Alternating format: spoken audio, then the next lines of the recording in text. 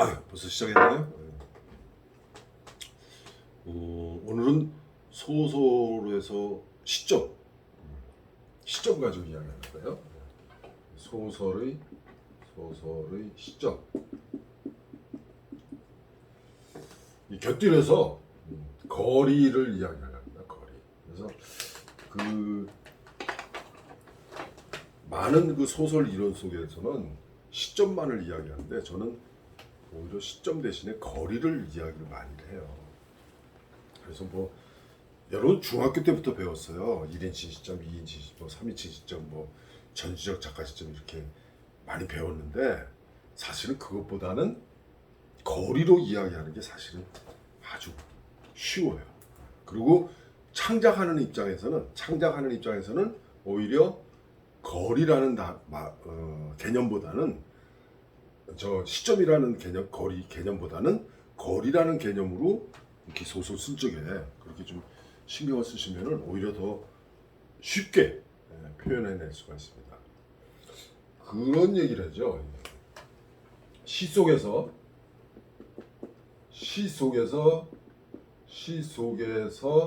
말하는 사람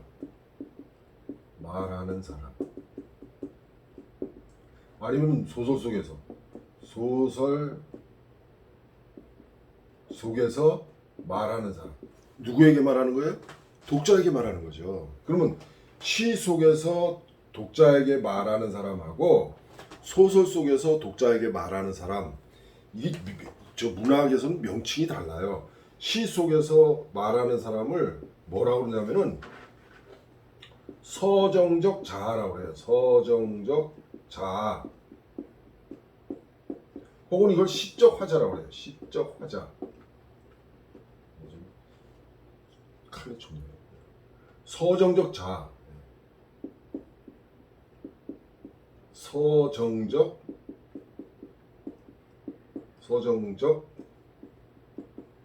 자아.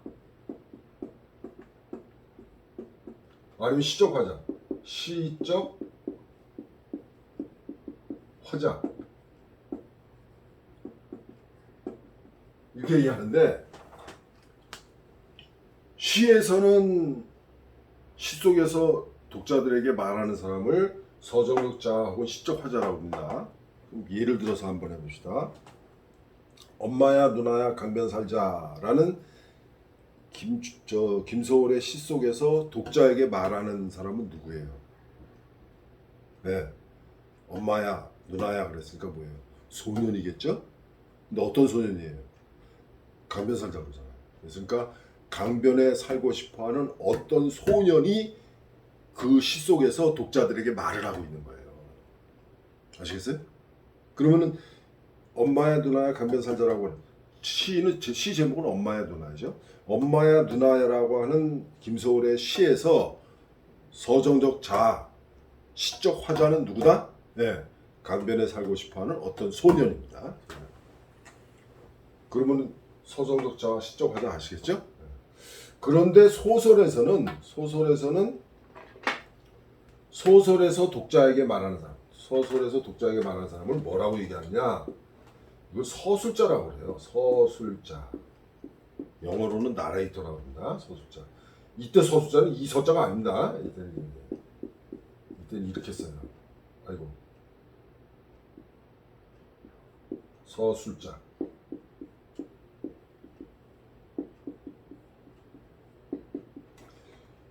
서술하는 사람. 여기서 중요한 건 뭐냐면은 이 서술자를 기억하는데 중요한 것은 어디서 바라보고 있느냐? 어디서가 중요해요. 즉 사건의 안에서 막 이야기를 하고 있느냐, 밖에서 이야기하고 있느냐. 그리고 누구를 얼마만큼 서술하고 있느냐. 이거를 따지는 거예요. 이거를 이제 여러분들 지금부터 얘기하는 건 여러분들 중학교 때 배운 겁니다. 중학교 때 배우고 고등학교 때 또 배우고 그거를 이제 다시 쭉 이야기하자면은 그럼 결국 소설에서 서술자, 소설 속에서 사건이나 인물을 독자들에게 전달해 주는 사람, 말하고 있는 사람은 크게 1인칭과 3인칭 이렇게 돼요. 아까 얘기했죠? 2인칭은 없습니다.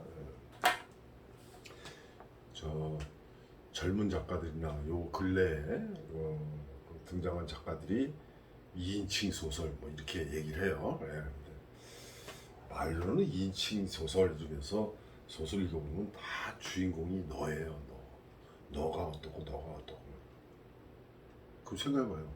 너가 어떻다고 말하고 있는 사람이 누구예요? 누구예요? 나지. 그래서 2인칭 시점이라는 건 없습니다. 2인칭 시점이라는 건 없어요. 2인칭을 주어로 한 문장은 있을 수 있어요. 그런데 2인칭 시점은 없습니다. 시점이라고 하는 건 뭐예요? 아까 얘기했잖아요. 소설 속에서 말하고 있는 사람이에요. 말하고 있는 사람이 너가 된다? 너가 말한다. 그럼 누가 들어요? 내가 들어야 될 거 아니에요. 그럼 내가 듣는다고 얘기를 해야 될 거 아니에요. 내가 듣는다고 얘기를 하니까 결국 그건 1인칭이 되는 거예요. 그래서 아까 저 어떤 얘기를 했는데 우리가 쓰고 있는 말과 글, 소설은 글로 쓰는 거잖아요. 이 말과 글은 제한되는 게 굉장히 많아요. 그 중에 하나가 뭐예요? 인칭이에요. 인칭은 뭐예요? 내가 얘기하잖아요. 그럼 내가 얘기하니까 나가 1인칭이에요. 내가 1인칭이에요. 그럼 2인칭은 누구예요? 네. 2인칭은 누군지 모르지만 때와 장소에 따라서 2인칭은 달라져요. 다만 표기는 모르대요. 너, 그대, 당신 이렇게 되죠. 그럼 내가 오늘 무슨 자리에서 만난 너는 누구냐? 어저께 저녁 때 만난 그 자리에서 너는 누구냐? 이때의 너하고 이때의 너하고 달라요. 그런데 표현을 하자면은 이것도 너, 이것도 너예요. 이것도 당신이고 이것도 당신이에요. 때와 장소에 따라서 만난 사람은 다르지만, 즉 만난 상대는 다르지만 그 상대는 1인칭인 나를 중심으로 보면은 어제 만난 이 사람도 너 당신이고 오늘 아침에 만난 이 사람도 너 당신이에요. 두 사람은 전혀 다른 사람인데. 아시겠어요? 그래서 2인칭이라는 말 자체가 나라고 하는 1인칭을 가운데 놓고 그것을 중심으로 상대적인 개념으로 너가 되는 거예요. 2인칭이 나오는 거예요. 3인칭도 마찬가지입니다. 3인칭도 당연히 나를 기준으로 나를 중심에 놓고 나하고 나의 상대적인 너를 제외한 나머지 사람은 전부 3인칭이 되는 거예요. 그러면은 너가 나를 보면서 이야기할 수는 없지만 너와 나를 바라보면서 제3자는 이야기를 할 수가 있어요. 제3자는. 그 제3자를 뭐라 그래요? 우리는 3인칭이라고 그러고 표현할 적에는 그 사람, 그이, 그녀 혹은 길동이, 순이, 순자 이렇게 얘기할 수 있는 거예요. 이런 명칭들은 다 3인칭이에요. 나는 나고 너는 너, 그대, 당신, 귀하 이렇게 되는 거죠. 그리고 3인칭은 또 다른 명칭이 있고. 그래서 소설의 서술에서는 1인칭 아니면 3인칭이에요. 아시겠어요? 2인칭 시점.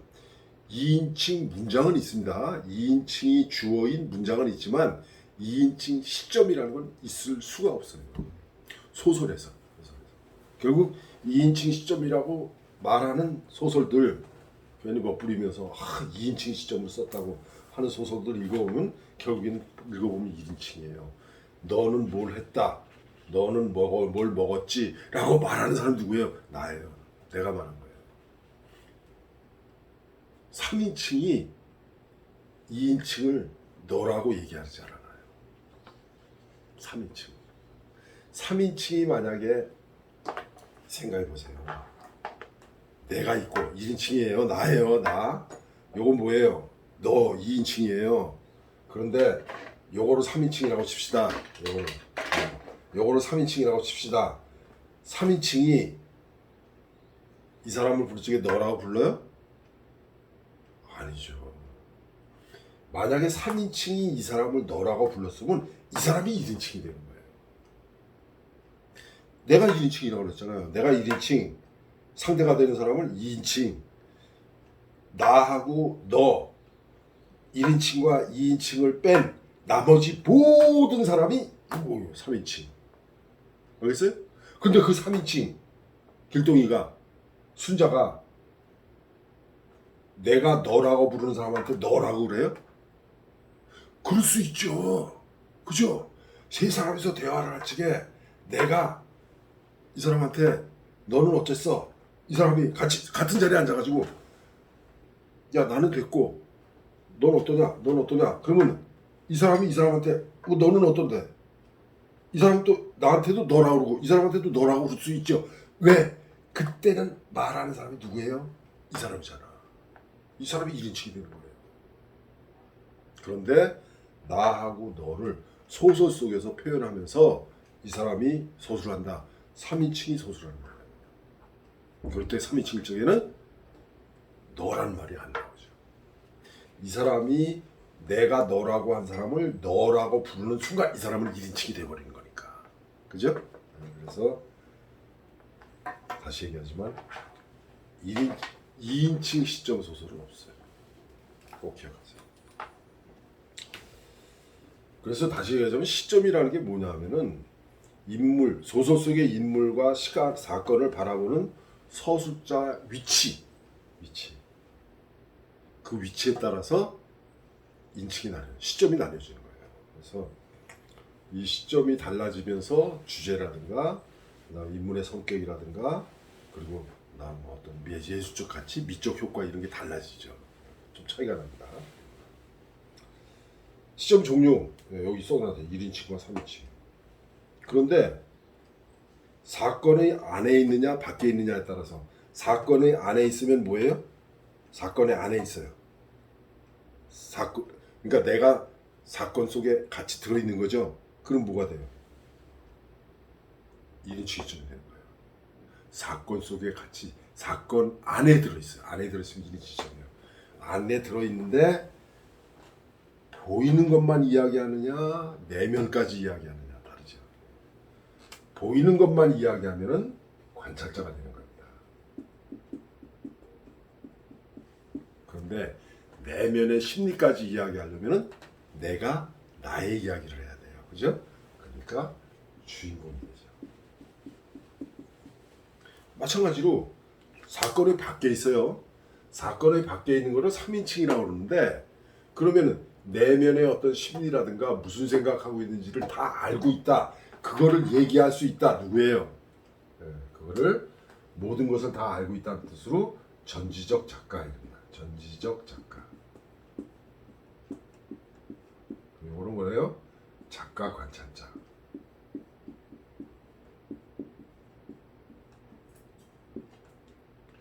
다시 잘 기억하세요. 사건의 안에 있느냐 밖에 있느냐에 따라서 안에 있을 경우에 관찰자, 주인공 이렇게 얘기해요. 밖에 있을 적에 작가 관찰자나 전지적 작가 이렇게 얘기해요. 그러면은 소설 속에서 내면의 심리까지도 이야기할 수 있다. 뭐예요? 1인칭 주인공이거나 전지적 작가예요. 그럼 작가 관찰자는 뭐예요? 사건의 밖에서 보이는 것만 이야기해줘야 돼요. 관찰자는 사건의 안에서 보이는 것만 이야기해줘야 돼요. 그런 차이가 있어요. 다시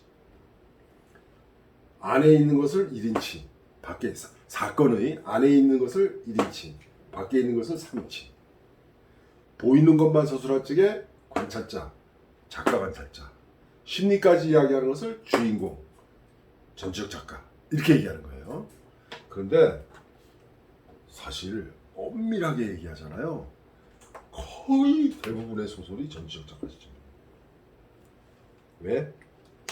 1인칭 관찰자로 쓴다고 해놓고 때로는 속에 어떤 문장에 보면은 심리도 얘기를 해요.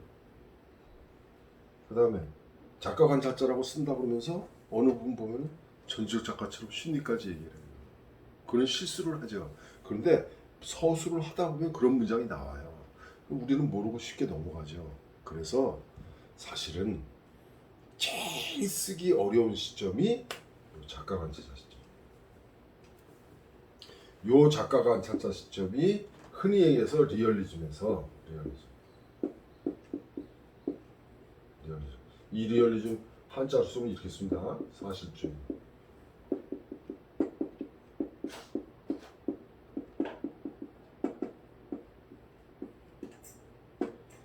이 사실이라고 하는 것은 요 사자가 사진을 찍다는 거예요. 그래서 뭐예요?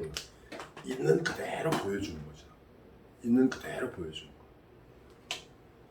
이것하고 관련해서 이 관찰자냐 주인공이냐 작가 관찰자냐 전지적 작가냐 요거하고 관련해서 뭐를 얘기하냐면은 소설에서 말하기하고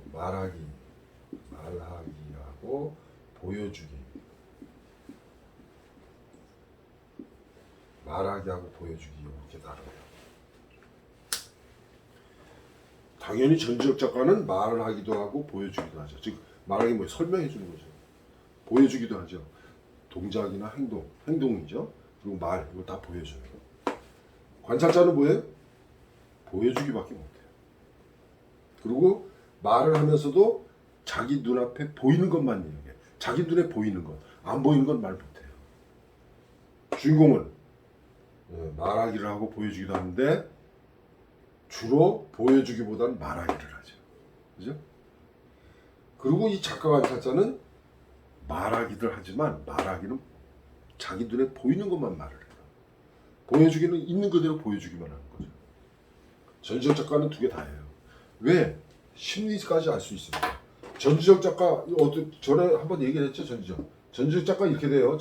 온전전자예요. 전지 모든 걸 다 안다는 거잖아요. 그래서 이런 차이가 있다.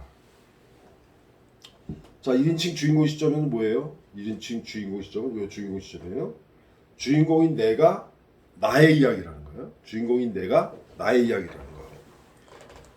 일단 1인칭 주인공 시점은 내가 나의 이야기라는 것이기 때문에 독자들에게 신뢰감을 줘요. 독자들에게. 그럼 굉장히 친근하게 되죠. 주인공의 내면 세계를 그리는데 아주 효과적이죠. 뭐 언제든지 얘기하지만 1인칭 주인공 시점 그러면 딱 얘기하는 게 이상의 날개입니다. 이상의 날개는 자기 눈에 보이는 것 얘기하죠. 그리고 자기 심리까지 다 얘기를 해요. 그리고 1인칭 주인공 시점이니까 상대방에 대해서는 그 심리를 얘기를 하지 않아요.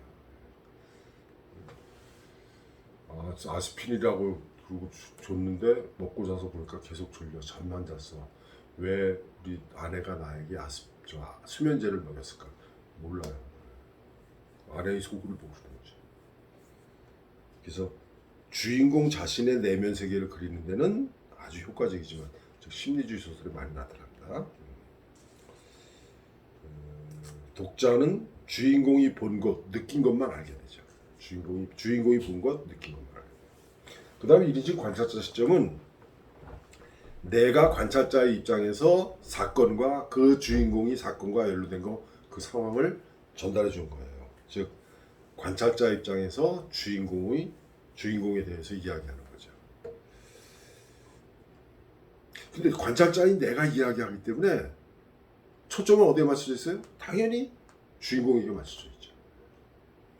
독자는 내가 전해주는 내용을 통해서 주인공의 심리나 어떤 사건의 어떤 그 전개 상황을 추정을 할 수 있어요. 추정을 해서 판단하는 거죠. 그래서 1인칭 관찰자가 어떻게 전해주느냐에 따라서 독자들의 느낌은 달라지게 됩니다. 아까 사랑손님과 어머니 같다 얘기했죠. 사랑손님과 어머니하고 두 사람의 관계를 오키가 전해줄 때 하고 옆집 할머니가 전해줄 때 하고 아니면은 달걀장수가 전해주는 거 하고 아니면은 이 사랑손님을 흠모하는 어떤 여학생이 전달해주는 거하고 전혀 다르죠. 느낌이 달라요. 그래서 관찰자가 전해주는 그 정보만 가지고 독자는 추정을 해서 판단을 하는 거거든요. 그러니까 누가 전해주느냐에 따라서 1인칭 관찰자가 누구냐에 따라서 전혀 달라지게 됩니다. 그 다음에 전지적 작가 시점. 전지적 작가 시점은 서술자가 인물의 심리나 행동을 분석해서 모든 걸 다 알고 전달해줘요. 그래서 서술자가 작품 속에 직접 개입해가지고 사건을 진행시키고 인물을 또 평까지 해요. 인물 평까지. 그리고 이런 경우에는 서술자보다는 작가가 즉 글을 쓴 사람이 전지적 작가 시점을 통해서 작가 자신의 어떤 인생관, 세계관을 그대로 독자들에게 전달해 줄 수가 있어요. 이게 까딱 잘못하면은 나중에 얘기하겠지만 편집자적 논평, 작가의 개입 이렇게 이제 단점으로도 지적을 할 수 있는데 사실은 작가 자신의 인생관, 세계관을 가장 독자에게 효과적으로 전달할 수 있는 시점, 전지적 작가 시점입니다. 어쨌거나 전지적 작가 시점은 아까 얘기했죠. 전지적 작가 시점은 1인칭 관찰자, 1인칭 주인공, 작가 관찰자에 조금씩 이렇게 관여를 해요. 그리고 완벽하게 작가 관찰자 시점으로만 쓴 소설이 우리나라 현대소설 속에 있을까? 저는 아직 발견 못했어요. 어느 문장 보면 전지적 작가가 들어있어요. 김동인의 감자, 작가 관찰자 시점으로 이야기를 한다고 많이 설명을 해요. 근데 보면은 어떤 문장은 전지적 작가가 아니라 작가 관찰자가 아니라 전지적 작가예요. 즉 뭐예요? 걸리고 나서 송충이 잡이 갔다가 감독하고 이제 뭐 불륜을 저지르죠. 그러면서 본래는 어떻게 해서 남편 이외의 남자하고 그 짓을 하면은 죽은 줄 아는데 안 죽어. 이게 뭐야? 그 동료의 느낌까지 전달해 주잖아요. 그 부분 뭐예요? 전지적 작가가 개입한 거예요.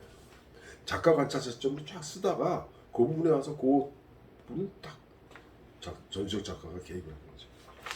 그 다음에 독자의 상상력을 제한할 가능성이 있어요. 왜? 아까 얘기했잖아요.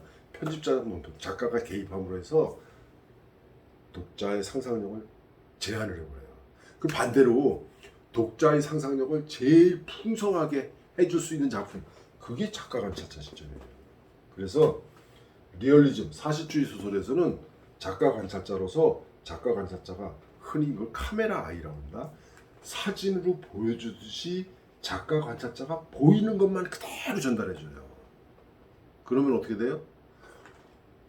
작가 관찰자가 보여준 것만 가지고 독자는 상상을 하게 되는 거죠. 그래서 상상력을 제일 많이 자극할 수 있는 작품이 이 작가 관찰자 시점입니다.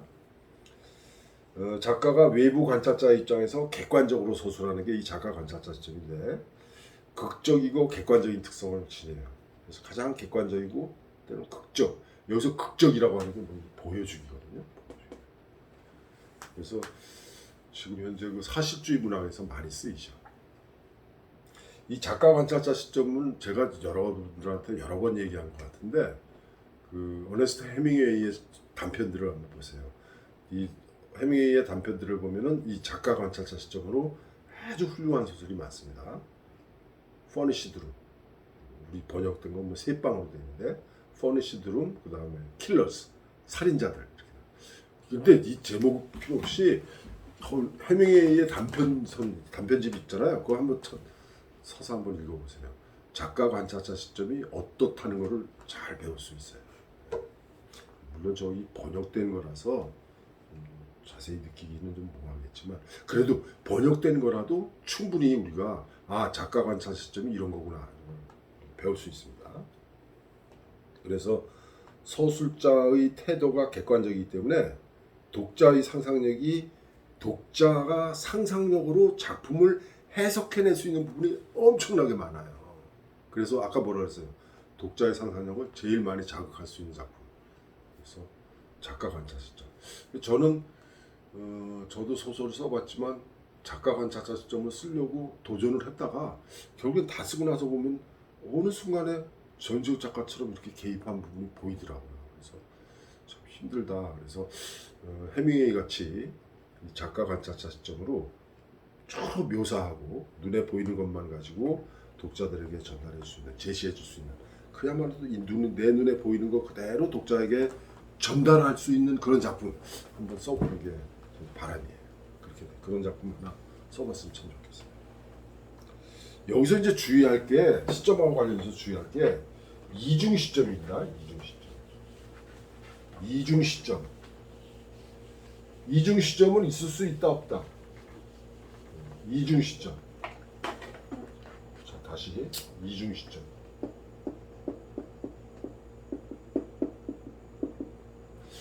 주의할 거는 이 이중 시점을 해석을 어떻게 하냐에 따라 달라져요. 예. 시점의 혼용, 그 다음에 시점의 교차.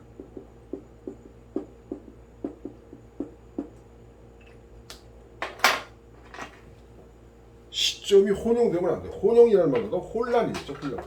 혼용보다는 혼란. 시점의 혼란.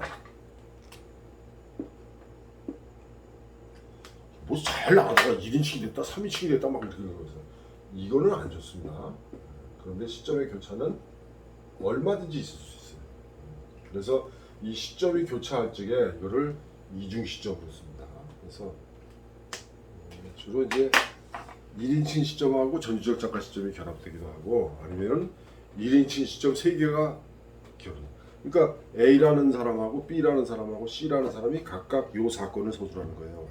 내가 봤을 적에 어떻고 이 사람이 봤을 적에 어떻고 이 사람이 봤을 적에 어떻고 이 사람은 길동이고 여긴 순자고 여긴 영수인데 영수도 나의 입장으로 서술하고 순이도 나의 입장에서 이걸 서술하고 그 다음에 길동이도 나의 입장에서 서술하고 그러니까 이 사람도 나, 이 사람도 나, 이 사람도 나예요. 그래서 3명의 1인칭 시점이 교차하는 거죠. 할 수 있습니다. 이런 걸 가리켜서 이제 이중 시점, 시점의 교차죠. 그래서 2개 이상의 시점이 번갈아 나타나는 건데 시점이 2개 이상이면 시점 이동이 선명하게 다뤄져야 됩니다. 그래서 자칫 잘못하면 독자가 혼란에 빠져요. 그 혼란에 빠지게 된 경우가 뭐예요? 네. 혼란을 일으켜서 시점에 혼란을 일으켜서 저게 독자들을 헷갈려 버립니다. 따라서 이중 시점을 보여주는 소설이라면은 구성을 잘해야 돼요. 그래서 뭐 번호를 붙인다거나 시점이 혼란이 되면 안 됩니다. 시점이 교차할 수 있는 건 얼마든지 가능하다. 그 다음에 이제 전지적 작가 시점에서 가장 이제 단점으로 전지적 작가 시점의 단점. 전지적 작가 시점의 단점. 기억하세요. 단점. 전지적 작가 시점 단점. 이 단점 뭐냐?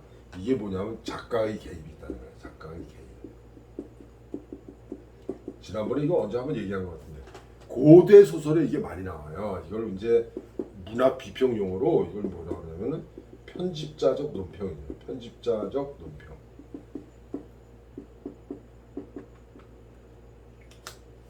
일길동전에 보면 그런 거 나와요.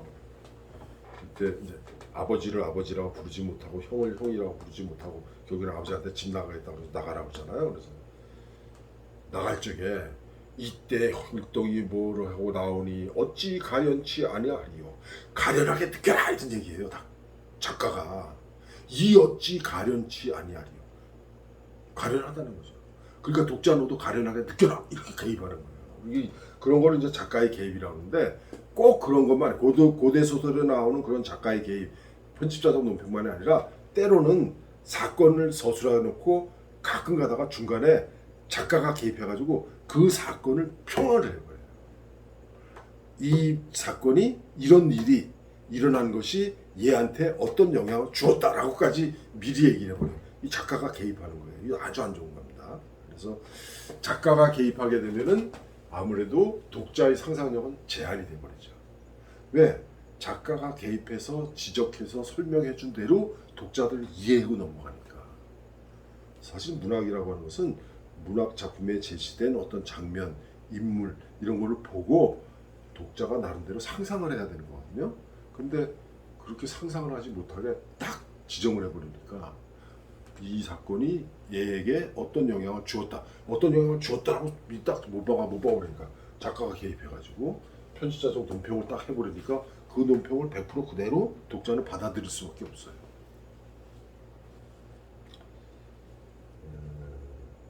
서술자가 소설의 서사 내용에 직접 관여하는데 이 3인칭 전지적 작가 시점이 많다. 사실주의에서는 이거 아주 나쁜 거라고 해요. 사실주의에서 아주 절대 쓰지 말아야 합니다. 현대 소설에서도 고대 소설만 그런 게 아니라 현대 소설에도 이런 게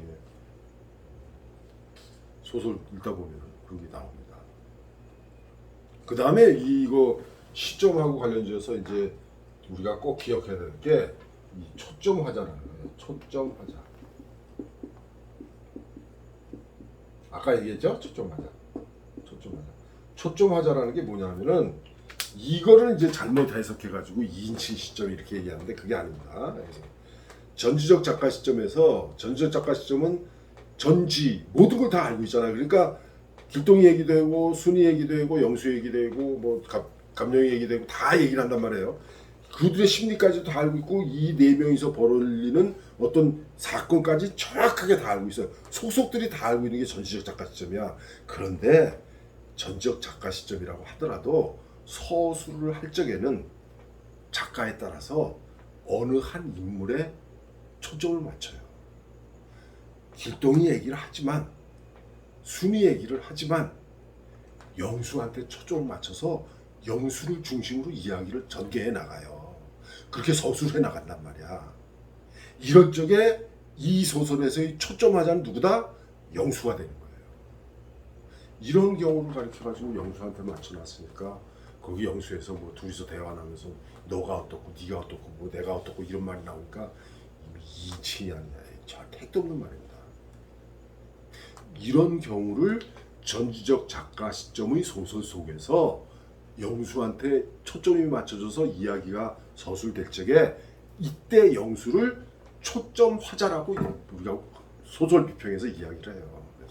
그래서 초점 화자라는 개념이 뭔지 그걸 정확하게 알고 있으면 된다. 그래서 전지적 작가 시점에서 서술자가 어떤 특정 인물의 시각에서 사건이나 인물을 바라보는 경우 그쪽에 그 인물을 초점 인물 이때 서술자를 초점 화자 영수는 초점 인물이 되고 이때 누구의 저 서술자를 초점 화자 그리고 이런 일반적인 과정을 초점화 이렇게 얘기합니다. 초점으로 뭐예요?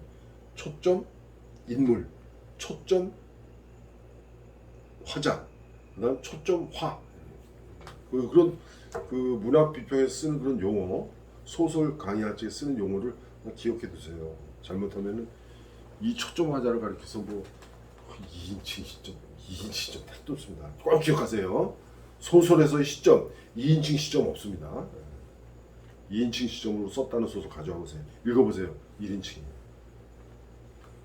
너는 밥을 먹었다 라고 하는 문장의 주어는 너지만 너는 밥을 먹었다 라고 말하는 사람은 누구예요?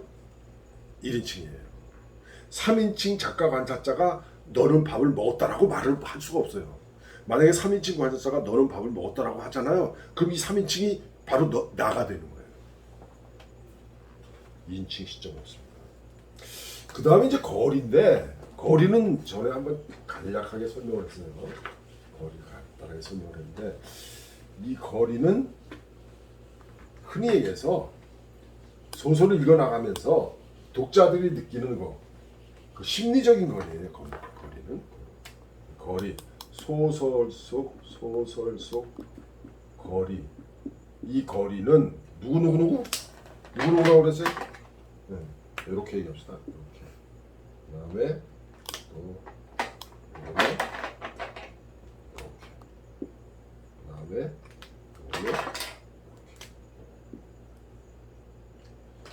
이걸 독자라고 해요. 독자. 그리고 이거를 사건 본 소설 속의 인물 그리고 요거를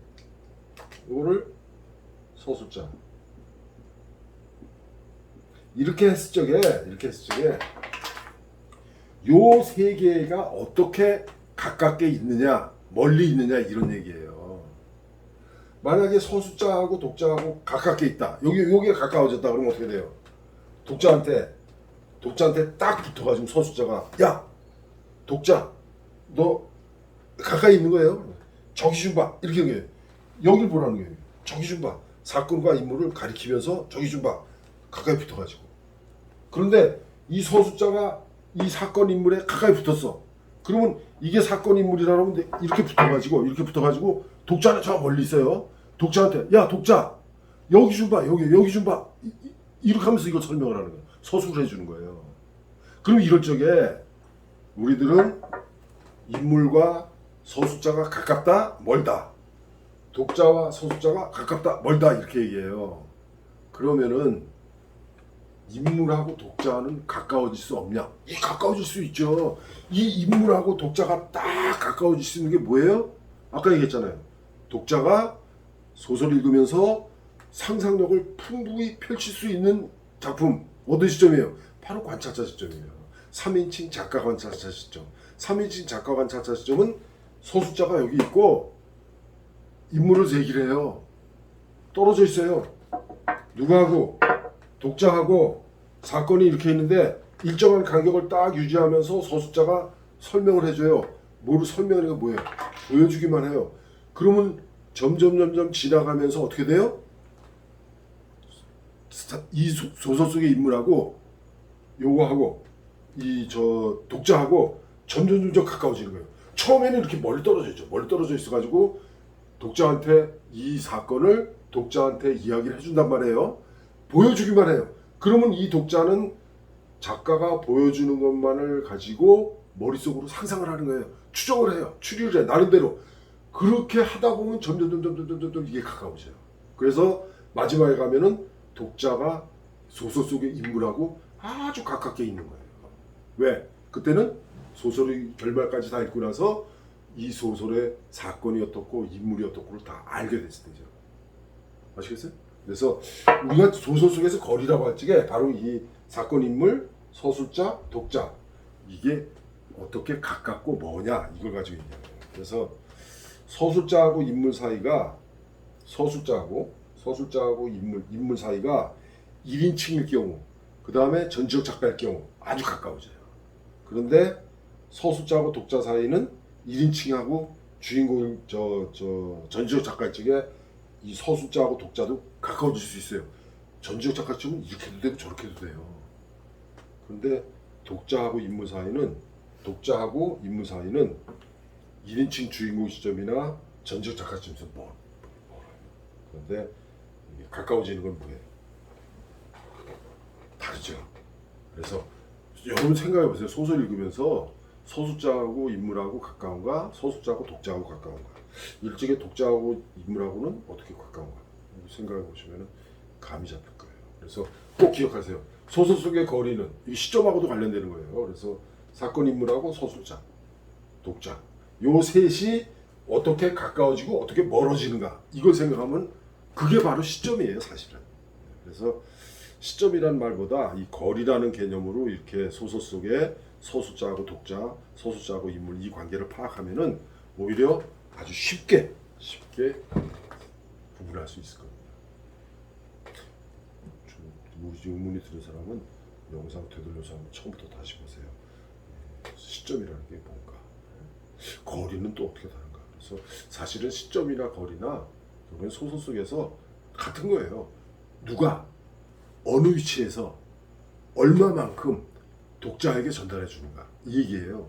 다시 누가 어디에서 소설의 사건 아니냐 바뀌냐 얼마만큼 심리까지 전달하느냐 보이는 것만 전달하냐 독자에게 전달해 주느냐 요거를 따지는 게 시점이고 이거를 표현을 달리 했지만 독자하고 서술자하고 인물하고의 얼마만큼의 거리냐 물론 심리적 거리죠. 이거를 따지는 게 거리. 그 다음에 시점. 결국 시점이나 거리나 결국엔 같은 개념인데 좀 판단하는 기준이 조금 다르죠. 소설을 창작할 적에는 거리라는 개념이 더 좋습니다. 아시겠죠? 잘 모르시는 한번 영상 되돌려서 한번 보도록 하세요. 네, 소설의 시점에서 마치겠습니다.